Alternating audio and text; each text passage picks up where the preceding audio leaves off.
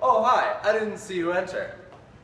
My name is Isaac Petrie, and today we're going to be looking at public forum. Public forum is a debate created specifically so that the lay person can judge, that is, somebody off the streets. So we're going to be going down the basics of how judging works, exactly what is required of you as the judge, and finally, we're going to look at exactly why public forum is the best debate. Alright, now we're going to talk about getting ready for a round. A couple of things that a judge will need to bring to a round is 2 colored pens, a timer, which they can use their phone, and a flow sheet. The judge will need to then flow the round and then flip the coin for the start of the round and then gives time signals as the round goes on. Judging a round, there are a few things you should know as far as timing goes. For starters, you should let the competitors know the timing of how much time they have left in their speech. For example, if you have a 4-minute speech, you would count down 4 minutes left, 3 minutes left, 2 minutes left, 1 minute left, 30 seconds, 15 seconds, and then count down on your fingers from 10 seconds left. Moving on, there are the different timing of speeches that you should know. So, the first 2 speeches given will both be 4 minutes long, and following this, there will be a 3-minute crossfire where both of the speakers who have just spoke can ask each other questions. After this, the 2 speakers who have not yet spoken will give another 4-minute speech each. And then after that, there will be another 3-minute crossfire where those speakers can ask each other questions. After this, there will be 2 2-minute summary speeches from the first speakers who spoke. And then following this, there will be a grand crossfire where each of the competitors can ask each other questions. This will last for 3 minutes. Then after this, there will be the final rebuttal speeches.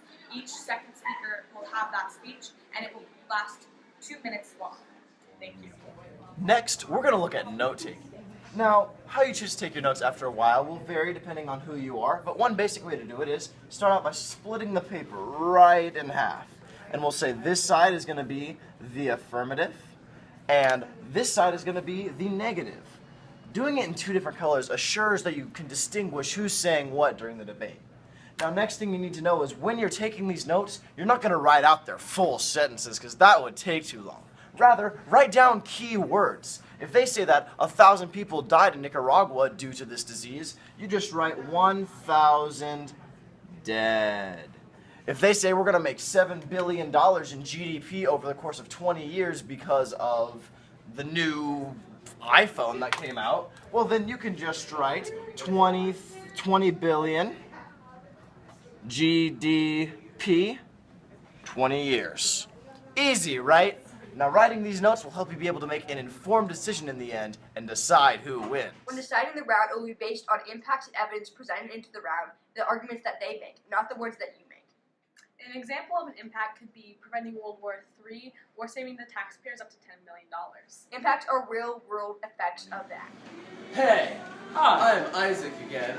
Not now, Noah. Anyway, so number 1, we're going to summarize exactly what you need. You need 2 colored pens. These chopsticks are representative of those. Number 2, you also need flow paper. Any type of paper that you can draw a line down the middle and flow every important point for the round. It's hard to keep all that in your head, even if you're a debater. Number 3, you also need the ability to have a timer. So you could just have your phone, or even if you forget one, you can ask one of the debaters. If they're smart, they'll give it to you without being mean.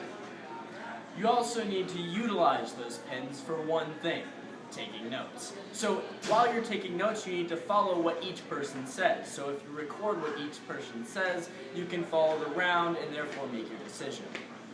Okay, now making your decision. There might have been an idea that was thrown out like halfway through the round, or maybe in one of the people's first speeches, about what you should value most highly.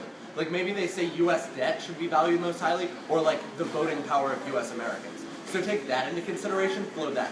But number 2, when you're actually making the decision, just see who won the most points. If nobody's told you what to value most highly, then you can just do tick marks. Like, they won number 1, 2, and 3, they won the most arguments, therefore they win the round. Really, it comes down to what you value highest, if they haven't told you so.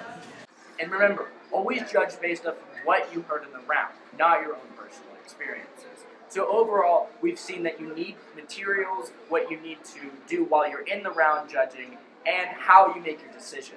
So go, judges. Be free.